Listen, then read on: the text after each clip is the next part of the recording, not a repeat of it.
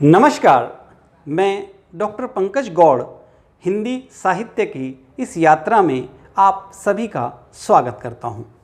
आज हम पढ़ने जा रहे हैं क्षितिज भाग 1 में संकलित सांवले सपनों की याद। लेखक हैं जाबिर हुसैन। सबसे पहले लेखक परिचय। जाबिर हुसैन का जन्म सन 1945 में गांव नोनही, राजगीर, जिला नालंदा, बिहार में हुआ। सक्रिय राजनीति में रहते हुए 1977 में मुंगेर से विधानसभा सदस्य बने। 1995 में बिहार विधान परिषद के सभापति रहे। आपका हिंदी, उर्दू, अंग्रेज़ी तीनों भाषाओं पर समान रूप से अधिकार है। आपकी महत्वपूर्ण हिंदी में रचनाएं हैं जो आगे है, डोला बीबी का मज़ार, अतीत का चेहरा, लोगां, एक नदी रेत भरी आदि। आपने साहित्य के माध्यम से समाज के ऐसे वर्ग को ध्वनि देने का काम किया है जिनकी पीड़ा को अब तक किसी के द्वारा नहीं सुना गया था। सांवले सपनों की याद प्रसिद्ध पक्षी विज्ञानी सालिम अली की मृत्यु के बाद डायरी शैली में लिखा गया संस्मरण है और इस संस्मरण के माध्यम से आप जाबिर हुसैन की संवेदनशीलता, विषय को स्पष्ट करने के सामर्थ्य, विभिन्न प्रकार के शब्द चयन की क्षमता को देख पाएंगे। सबसे पहले मैं आपको पाठ में आने वाले विभिन्न चरित्रों से परिचित करवा दूं। इस संस्मरण में कुछ ऐसे नाम शामिल हैं जिनका परिचय यदि आपसे पूर्व में हो जाए तो आपके लिए पाठ को समझना सुविधाजनक रहेगा। इनमें से एक नाम है सालिम अली, जिनके संदर्भ में यह संस्मरण लिखा गया है। सालिम अली भारत में पक्षी वैज्ञानिक का, पक्षी प्रेमी का एक ऐसा चेहरा है जिसे पूरा विश्व जानता है। पक्षियों की पीड़ा को उन्होंने बहुत गंभीरता से समझा और यह यहीं तक सीमित नहीं रही, इसके माध्यम से उन्होंने प्रकृति के तमाम उपादानों तक अपनी बात पहुंचाई। सालिम अली का जन्म 12 नवंबर 1896 में हुआ। आपकी मृत्यु 20 जून 1987 को हुई। आपने आत्मकथा लिखी फॉल ऑफ आ स्पैरो। इस आत्मकथा में पक्षियों के रोमांचक किस्से हैं। इस आत्मकथा का हिंदी में अनुवाद हुआ जिसका शीर्षक रहा एक गोरैया का गिरना। दरअसल सालिम अली के जीवन की यह बहुत संवेदनशील घटना है जिसके संदर्भ में हम संस्मरण के सार के दौरान बात करेंगे। एक और बहुत महत्वपूर्ण व्यक्तित्व जिनका जिक्र इस संस्मरण में आएगा वे हैं D.H. लॉरेंस। D.H. लॉरेंस का जीवन काल 1885 से 1930 तक का रहा। वे 20वीं सदी के अंग्रेजी के प्रसिद्ध उपन्यासकार हैं। उन्होंने प्रकृति पर रचनाएं लिखी। वे मानते थे मानव जाति एक उखड़े हुए महान वृक्ष की भांति है जिसकी जड़ें हवा में फैली हुई हैं। वे मानते थे कि हमारा प्रकृति की ओर लौटना बहुत ज़रूरी है।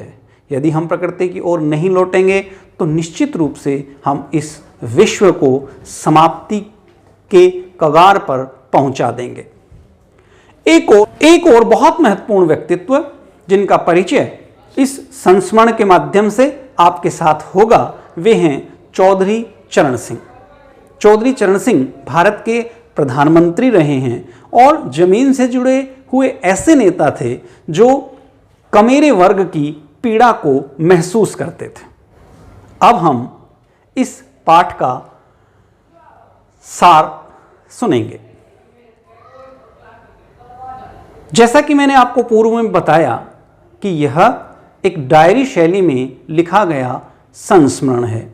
इससे पहले आप छठी कक्षा में बचपन शीर्षक के अंतर्गत कृष्णा सोबती जी के द्वारा लिखा गया संस्मरण पढ़ चुके हैं।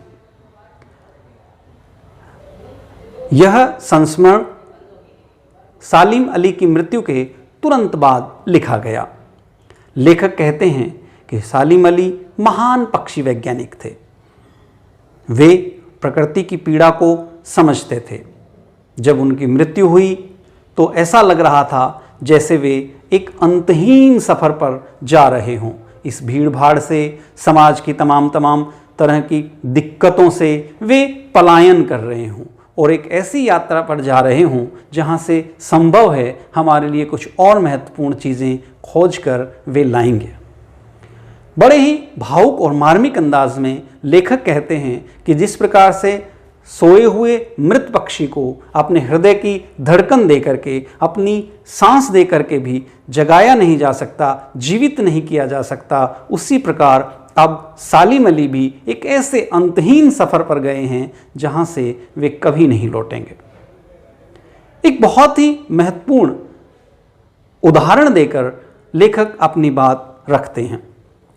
लेखक कहते हैं जिस प्रकार कृष्ण ने वृंदावन में बांसुरी बजाई थी और आज सारा वृंदावन कृष्णमय है, बांसुरी की उन धुनों के प्रति समर्पित है, तो यदि आप किसी ऐसे उपवन में बैठे हैं या उसकी रक्षा करने वाला रक्षक आपको जाने के लिए कहता है तो भी आप ऐसा महसूस करते हैं जैसे अभी कुछ ही क्षणों के बाद यहाँ साक्षात श्री कृष्ण पहुँचेंगे, उनकी बांसुरी की मधुर ध्वनियाँ सुनाई देंगी। जिस प्रकार से श्री कृष्ण के व्यक्तित्व को वृंदावन से अलग नहीं किया जा सकता, ठीक उसी प्रकार सालिम अली को लोगों के जीवन से अलग नहीं किया जा सकता, प्रकृति के अनुभवों से अलग नहीं किया जा सकता। पक्षियों के संदर्भ में उन्होंने जो संवेदनशीलता, जो जानकारियां समाज को दी, उन्हें अलग नहीं किया जा सकता। इसी क्रम में वे बताते हैं कि किस प्रकार समाजोत्थान का काम सालिम अली ने किया। उस समय केरल में जो साइलेंट वैली है उस पे मरुस्थलीय हवाओं के कारण प्रकृति पर बहुत अधिक दुष्प्रभाव पड़ने का खतरा था और उन दुष्प्रभावों का जीवंत वर्णन जब तत्कालीन प्रधानमंत्री चौधरी चरण सिंह जी के समक्ष सालिम अली ने किया तो उनकी आंखों से अश्रुधारा बहने लगी। आप समझ सकते हैं कि किस भाव से उन्होंने उन पक्षियों की, उन जीव जंतुओं की पीड़ा को, साइलेंट वैली में रहने वाले जीवात्माओं की पीड़ा को प्रधानमंत्री जी के समक्ष रखा। आगे लेखक चर्चा करते हैं कि सालिम अली जी ने अपनी आत्मकथा फॉल ऑफ एस्पेरो के माध्यम से अपनी जीवन की बहुत महत्वपूर्ण घटनाओं को शब्द दिए हैं। बचपन में सालिम अली को एयरगन चलाने का बहुत शौक था और उसी शौक के चलते एक बार जब उन्होंने एयरगन चलाई तो उससे एक गौरैया की मौत हो गई। उसकी तड़फन, उसकी पीड़ा उन्हें अंदर तक हिला देती है। हम हमेशा सुनते हैं कि हमारे जो प्रथम महाकवि बने महर्षि वाल्मीकि, वे भी इसी प्रकार पक्षी की पीड़ा के माध्यम से संसार से जुड़े थे और ठीक इसी प्रकार की पीड़ा कहीं न कहीं सालिम अली ने महसूस की और उन्होंने अपने आप को, अपने जीवन को, अपने व्यक्तित्व को प्रकृति के प्रति, पक्षियों के प्रति समर्पित कर दिया। आगे वे लिखते हैं कि D.H. लॉरेंस जो बहुत प्रसिद्ध प्रकृतिवादी कवि हुए हैं, साहित्यकार हुए हैं, उनकी मृत्यु के बाद जब उनकी पत्नी से किसी ने कहा कि आपको D.H. लॉरेंस के बारे में बातें लिखनी चाहिए, अपने भाव व्यक्त करने चाहिए, तो श्रीमती फ्रीडा लॉरेंस जी ने बहुत अच्छी बात कही। उन्होंने कहा कि मेरे आंगन में बैठने वाली गौरैया मेरे से ज़्यादा D.H. लॉरेंस के बारे में जानती है। अर्थात उनका व्यक्तित्व, उनका कृतित्व, उनका जीवन इतना खुला है कि उसके बारे में हर व्यक्ति को, हर जीव को समस्त बातों का ज्ञान है। ठीक ऐसा ही खुला खुला व्यक्तित्व, बिल्कुल साफ स्वच्छ व्यक्तित्व पक्षी वैज्ञानी सालिम अली का रहा। हमने इस संस्मरण का सार देखा। अब हम इस संस्मरण में आने वाले कुछ महत्वपूर्ण शब्दों के अर्थ देखेंगे। शब्द संपदा: गढ़ना, बनाना; हुजूम, जनसमूह, भीड़; वादी, घाटी; सौंधी, सुगंधित; मिट्टी पर पानी डालने पर उठने वाली गंध; नैसर्गिक, सहज, स्वाभाविक; हरारत, उष्णता या गर्मी; आबशार, निर्झर, झरना; मिथक, प्राचीन पुराकथाओं का तत्व जो नवीन स्थितियों में नए अर्थ का वहन करता है; शोक, चंचल; क्षति, 100 वर्षों का समय। इन महत्वपूर्ण शब्दों के अर्थ जानने के बाद अब हम पाठ के महत्वपूर्ण गद्यांशों का वाचन एवं उनकी व्याख्या करेंगे। सबसे पहले गद्यांश का आदर्श वाचन। इस हुजूम में आगे आगे चल रहे हैं सालिम अली, अपने कंधों पर सैलानियों की तरह अपने अंतहीन सफ़र का बोझ उठाए। लेकिन यह सफ़र पिछले तमाम सफ़रों से भिन्न है। भीड़ भाड़ की ज़िंदगी और तनाव के माहौल में सालिम अली का यह आखिरी पलायन है। अब तो वो उस वन पक्षी की तरह प्रकृति में विलीन हो रहे हैं जो ज़िंदगी का आखिरी गीत गाने के बाद मौत की गोद में जा बसा हो। गद्यांश का प्रसंग, व्याख्या एवं विशेष। तो प्रसंग के अंतर्गत आप बताएंगे कि यह गद्यांश हमारी हिंदी की पाठ्यपुस्तक क्षितिज भाग 1 में संकलित सांवले सपनों की याद शीर्षक संस्मरण से लिया गया है। इसके लेखक हैं जाबिर हुसैन। जाबिर हुसैन ने डायरीनुमा शैली में लिखे इस संस्मरण के माध्यम से उस दृश्य को चित्रित किया है जिसमें सालिम अली की मृत्यु हो जाती है और अपनी अंतिम यात्रा के लिए उन्हें ले जाया जाता है। लेखक कहते हैं, अपनी अंतिम यात्रा में सालिम अली सबसे आगे आगे चल रहे थे। ऐसा लगता था कि अपने इस अंतहीन यात्रा में जाने के समय भी उन्होंने उसी प्रकार से सामान लाद रखा है जिस प्रकार से अपनी यात्राओं के दौरान वे अपने साथ विभिन्न प्रकार का सामान रखते थे। हमेशा जिस प्रकार का सफ़र वे करते थे, आज का सफ़र उस सफ़र से कुछ अलग है, क्योंकि यह उनका अंतिम सफ़र है। यह सफ़र उन्हें भीड़भाड़ की ज़िंदगी से मुक्त कर देगा। यह सफ़र उन्हें तनाव से मुक्त कर देगा। ऐसा लगता है कि जैसे इस माहौल से वे पलायन कर रहे हैं।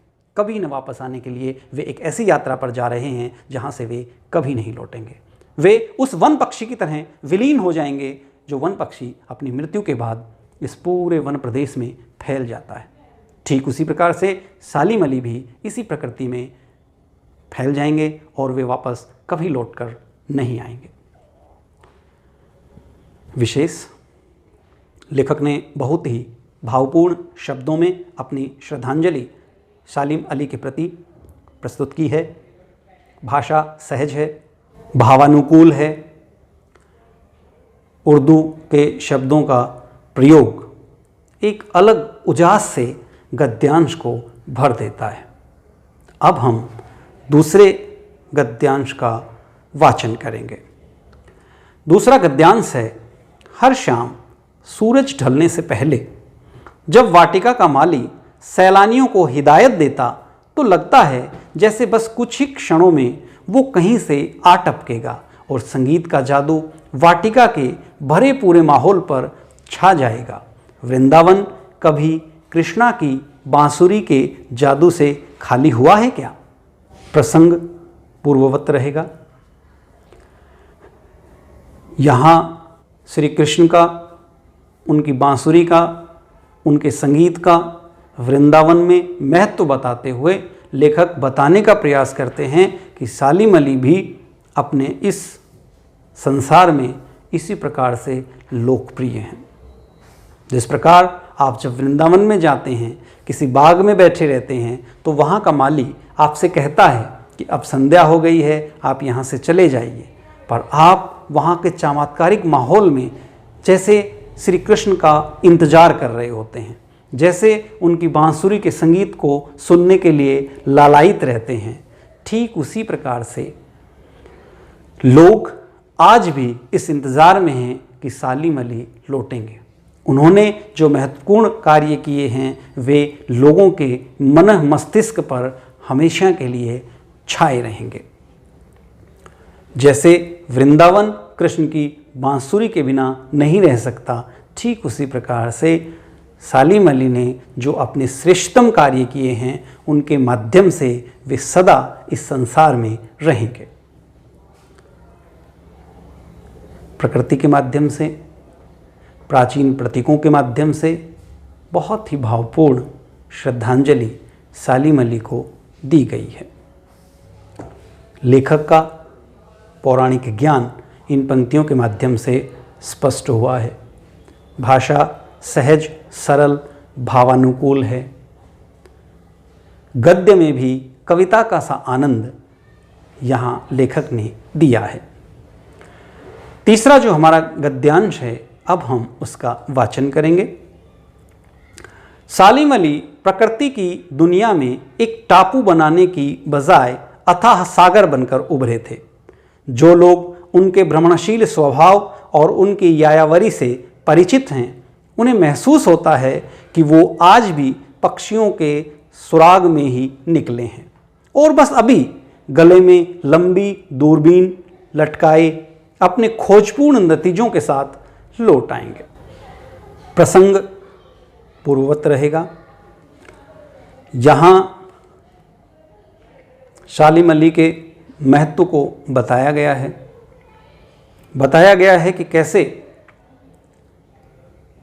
उनका महत्व, उनके कार्य का महत्व है। टापू एक छोटा स्थान है, उसकी तुलना में समुद्र विशाल होता है। वह सबको अपने अंदर समाहित करने का सामर्थ्य रखता है।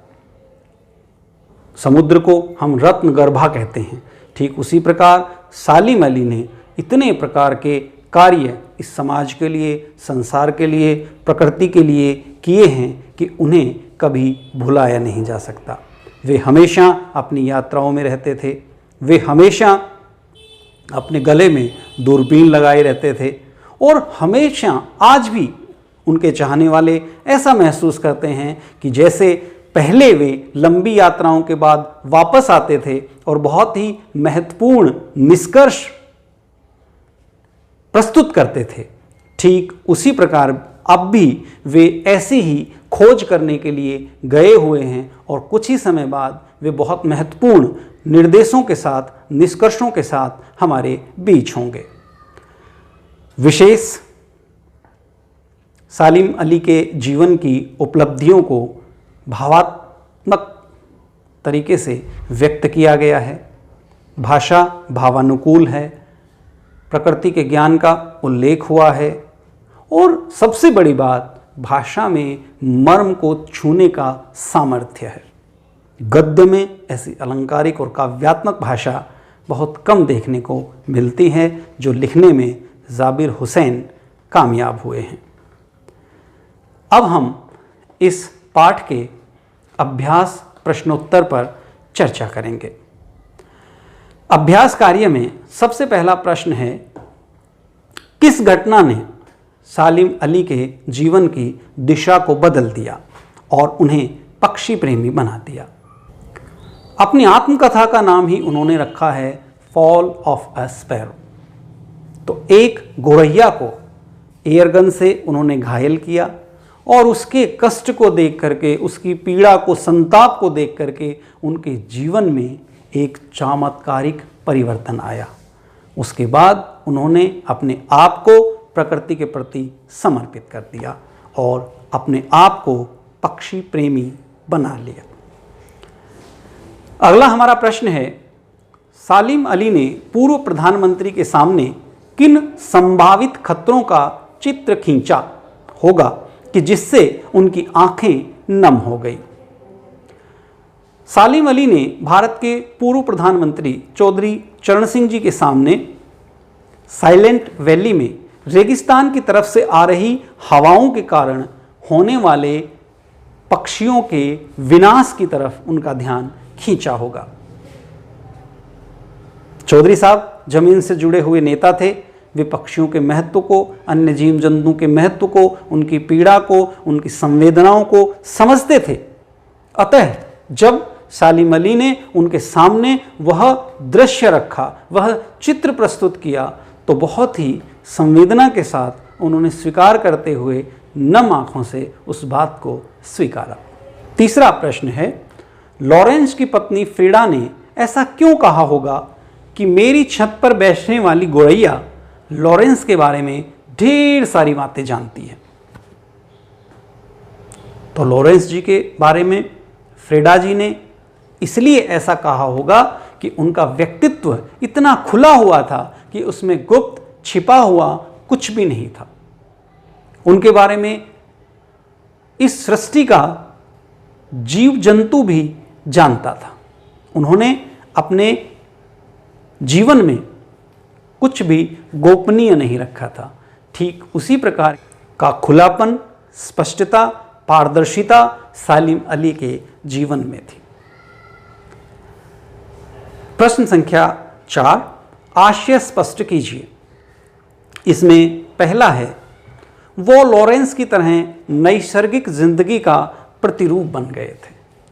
हमने देखा कि प्रकृतिवादी कवि लॉरेंस से उनके जीवन की तुलना की गई है। फ्रीडा जी के माध्यम से बताया गया है कि लॉरेंस का व्यक्तित्व कितना खुला हुआ था, कितना पारदर्शी था, प्रकृति के प्रति कितना समर्पित था। और ये सभी विशेषताएं, प्रकृति के प्रति समर्पण, जीवन में खुलापन, समस्त जीव जंतुओं के प्रति संवेदनशीलता स्वयं सालिम अली के जीवन में भी थी। यही भाव इन पंक्तियों के माध्यम से लेखक ने व्यक्त किया है। अगला प्रश्न इसमें जो ख है वह है, कोई अपने जिस्म की हरारत और दिल की धड़कन देकर भी उसे लौटाना चाहे तो वह पक्षी अपने सपनों के गीत दोबारा कैसे गा सकेगा? इन पंक्तियों के माध्यम से बहुत ही भावात्मक, काव्यात्मक अंदाज में लेखक बताते हैं कि जिस प्रकार जो पक्षी अपनी अनंत यात्रा पर चले जाते हैं, यदि उनके साथी अपना सर्वस्व समर्पित करके भी उनका जीवन वापस लाना चाहें तो वह वापस नहीं आ सकता। इसी प्रकार सालिम अली शारीरिक रूप से जो इस संसार से जा चुके हैं, तो उनके चाहने वाले चाहे उनके प्रति कुछ भी समर्पित करें, पर वापस अब सालिम अली को नहीं लाया जा सकता। हम केवल उनके विचारों के माध्यम से, उनके कार्यों के माध्यम से ही उन्हें जीवंत रख सकते हैं, जीवित रख सकते हैं और उनके प्रति अपनी श्रद्धांजलि व्यक्त कर सकते हैं। प्रश्न संख्या 4 में ग है, सालिम अली प्रकृति की दुनिया में एक टापू बनने की बजाय अथाह सागर बनकर उभरे थे। तो इन पंक्तियों के माध्यम से सालिम अली के जीवन की विराटता की तरफ लेखक हमारा ध्यान खींचना चाहते हैं। उन्होंने अपने जीवन में कोई भी काम कमतर नहीं किया। जिस प्रकार से सागर प्रकृति के तमाम चीज़ों को अपने अंदर समाहित कर लेता है, ठीक उसी प्रकार से बिना किसी प्रकार की पूर्वाग्रह के सालिम अली ने भी प्रकृति के सभी जीवों को अपने अंदर समाहित किया और उनकी संरक्षा, सुरक्षा और श्रेष्ठता के लिए कार्य किया। प्रश्न संख्या 5 है, इस पाठ के आधार पर लेखक की भाषा शैली की 4 विशेषताएं बताइए।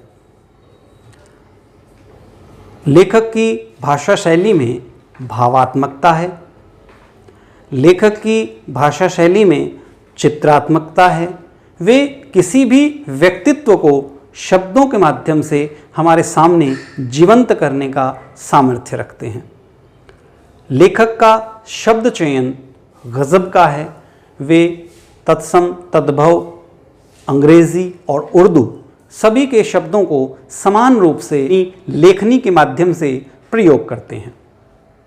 हमने देखा कि वे गद्य में भी काव्यात्मक प्रभाव पैदा करने का सामर्थ्य रखते हैं।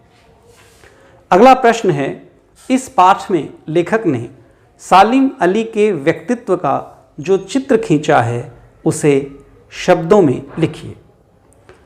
लेखक ने इस पाठ के माध्यम से सालिम अली जी के जीवन के बहुत ही महत्वपूर्ण कार्यों एवं घटनाओं को हमारे सामने रखा है। वे उनकी अंतिम यात्रा का शब्द चित्र हमारे समक्ष प्रस्तुत करते हैं।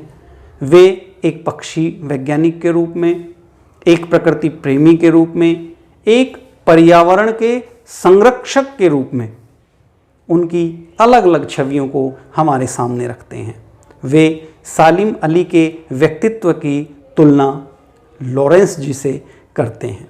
वे बताते हैं कि जिस प्रकार लॉरेंस प्रकृति के प्रति समर्पित थे, ठीक उसी प्रकार सालिम अली भी प्रकृति के प्रति संपूर्ण भाव से समर्पित थे। अगला हमारा प्रश्न जो है वह है, बहुत ही महत्वपूर्ण प्रश्न है, प्रश्न संख्या 7, और यह संस्मरण के शीर्षक से जुड़ा हुआ है। सांवले सपनों की याद शीर्षक पर टिप्पणी कीजिए। सांवले सपनों की याद एक बहुत ही आकर्षक शीर्षक है। प्राय कम शीर्षक इस प्रकार की कल्पनाशीलता, भावशीलता को अपने अंदर समाहित किए होते हैं। सपने प्राय आनंददायक होते हैं, लेकिन यह सपना ऐसा सपना है जो लेखक के हृदय को गहरे विषाद से भर देता है। उनके बहुत आत्मीय मित्र सालिम अली इस दुनिया से चले जाते हैं और उनकी मृत्यु पर एक श्रद्धांजलि के रूप में उन्होंने यह डायरीनुमा शैली में संस्मरण लिखा है। अतः ऐसा सपना सांवला ही हो सकता है। इस प्रकार की हमारे यहाँ खूब परंपरा रही है। जैसे भीष्म साहनी देश के तमाम तरह के दर्द को व्यक्त करने के लिए अपने उपन्यास का शीर्षक देते हैं तमस, ठीक उसी प्रकार से अपने हृदय के अंधकार को व्यक्त करने के लिए, अपनी पीड़ा को, अपनी संवेदना को वाणी देने के लिए जाबिर हुसैन इस संस्मरण को शीर्षक देते हैं सांवले सपनों की याद। अतः शीर्षक उचित है, सार्थक है, संक्षिप्त है और विषय वस्तु को पूरी तरह से स्पष्ट करने में सक्षम है। प्रस्तुत पाठ सालिम अली की पर्यावरण के प्रति चिंता को भी व्यक्त करता है। पर्यावरण को बचाने के लिए आप कैसे योगदान दे सकते हैं? पर्यावरण को बचाने के लिए हम योगदान दे सकते हैं पेड़ों को लगाना, कटने से पेड़ों को बचाना, पॉलीथीन का कम से कम प्रयोग करना, लोगों को पर्यावरण के खतरों के प्रति जागरूक करना, अधिक से अधिक ऐसी पेन इस्तेमाल करना जिनका पुनः प्रयोग किया जा सके। इस प्रकार के छोटे छोटे प्रयासों के माध्यम से भी हम बहुत महत्वपूर्ण कार्य कर सकते हैं। आपने जाबिर हुसैन का बहुत ही शानदार पाठ सांवले सपनों की याद, जो एक संस्मरण है, डायरी शैली में लिखा गया है, उसे सुना। इस पाठ को आप पढ़ें, इसके अभ्यास कार्य को करें और साहित्य के माध्यम से किस प्रकार से बहुत महत्वपूर्ण उद्देश्यों को व्यक्त किया जा सकता है उसे जानें। सालिम अली जी ने जिस प्रकार अपना पूरा जीवन पर्यावरण को समर्पित किया, उसी प्रकार हम भी उनके जीवन से प्रेरणा लें, ऐसी आशा है। धन्यवाद। आपका दिन शुभ हो।